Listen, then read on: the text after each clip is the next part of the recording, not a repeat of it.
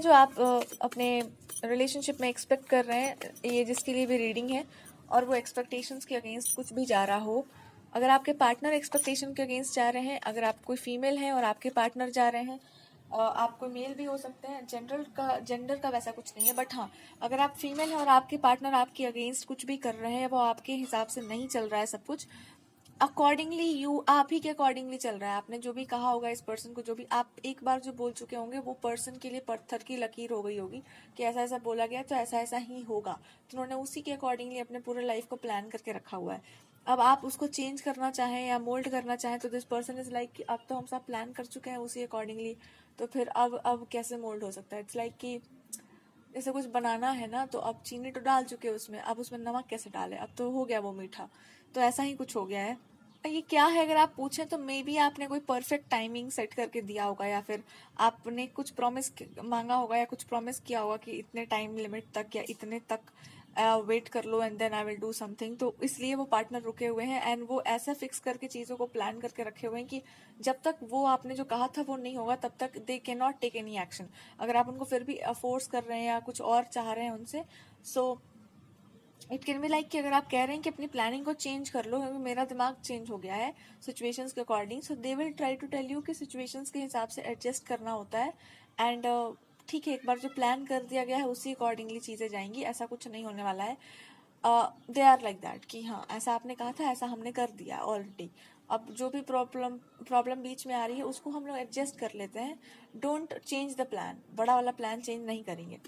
अगर आप कोई मेल है और आपकी जो पार्टनर है वो आपके अकॉर्डिंगली नहीं चल रही हैं और उनको अपना करियर बनाना है और पता नहीं क्या क्या करना है,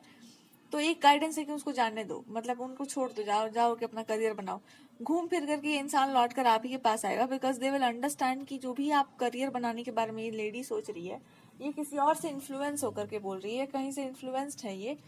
इसलिए वो बोल रही है। But they also have some sense of love towards you, उनको है आपसे अफेक्शन है, प्रेम है, एंड पर मैरिज से ये इंसान को डर लगता है, they are scared of you, मतलब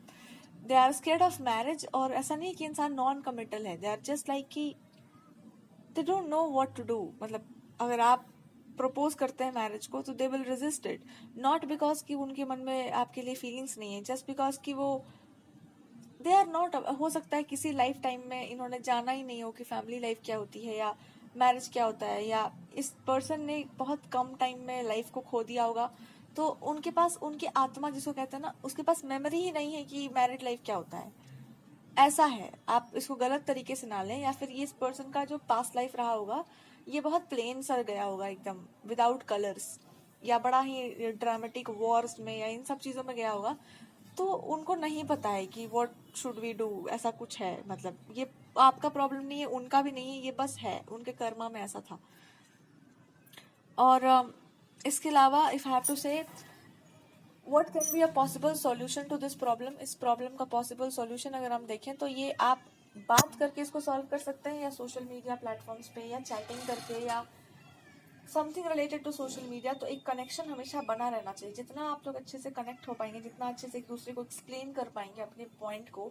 या आप उनको अच्छे से एक्सप्लेन समझा भी सकते हैं कि फैमिली लाइफ क्या है या फैमिली रिलेटेड इश्यूज जो हैं, दे don't no it, the only answer will be they don't no it, that's it.